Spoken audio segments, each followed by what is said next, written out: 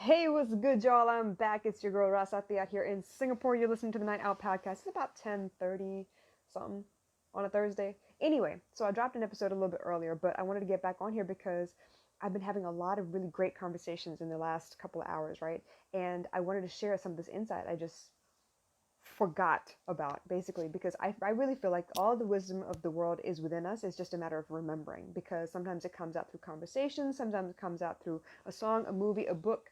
Something will spark that recognition in us and be like, oh shit, I knew that. Like, how come I haven't done this before? Like, wow, okay, I knew that.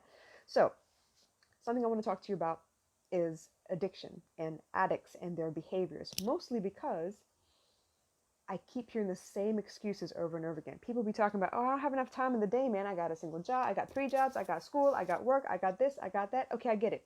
You're spread a little thin. But how many of those things are you doing because you have to, and some of them you're doing because, I don't know.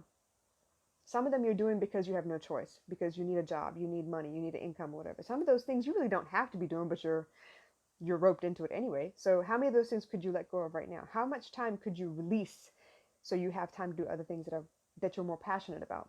Because here's the example I want to give you, and it's going to piss you off because it pissed me off when I first heard it. A drug addict will find a way to buy their drugs. Now, it may not be by good means, obviously. They may steal somebody else's stuff and sell it to get the money for drugs, but they're going to find a way to get what they need. Smokers find time to smoke all day long, don't they? And somehow they find the money to pay for that too, don't they? And people who go out to the club on the weekends, I'm not saying any of this is bad. I'm just saying, it's a fact. If you really want to go out drinking, you'll find a way to make sure you have money for this weekend's drinking binge. You're going to find a way. Or you're going to find a way to trade something to get a bottle to whatever. You're going to find a way. Let me put it to you in a different context. I only have 24 hours in a day. I have lots of work I need to do. I need to get out there and connect with people. I need to make sure that I'm talking to people and making sure that people know that I'm available, that my services are for hire, that, you could actually get in touch with me and we could work on some things so you can be healed. And a lot of times, my fear will prevent me from actually doing the things I need to do, because what I'll do instead is procrastinate. Somehow I will find the time to scroll through social media and watch movies and, putter around the house and not really do much of anything, even though I have all these responsibilities based on my passions that I need to do. Somehow I will find excuses to avoid the work that I should be doing, even though I don't have the time.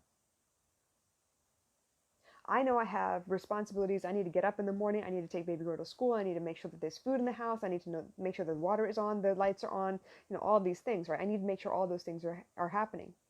But somehow or another, if I get upset or if I transfer too much energy from a client onto me, I will find an excuse to sit in my feelings or cry for an entire day.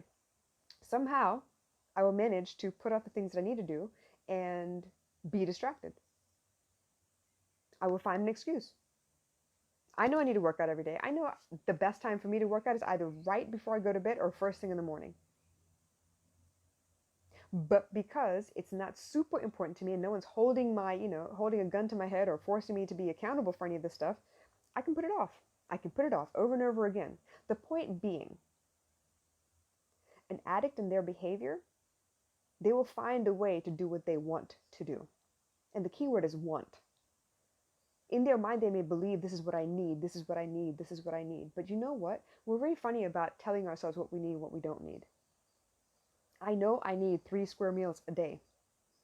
I know when I'm worried about money, money translates into food, and I sometimes don't eat because I'm worried about spending money on me that should be spent on my daughter instead, and so I will not eat.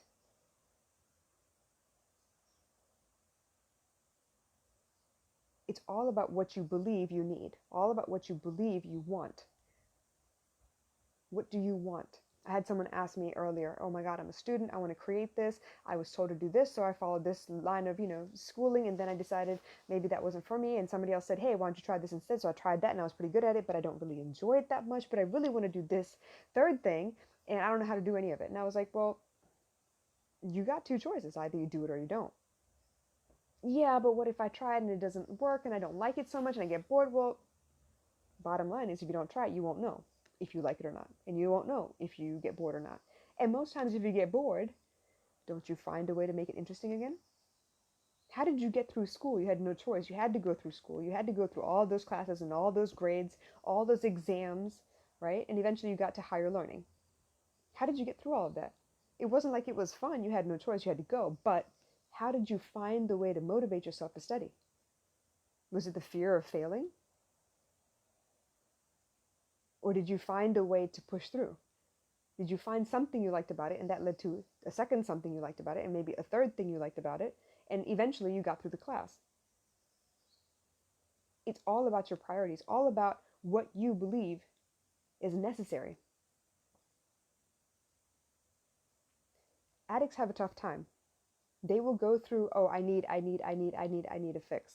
Great, you'll find the way to get the fix. And then if you don't have the money to not get the fix, right? Guess what? Your body will kick you and say, yo, I'm dying. I need the fix.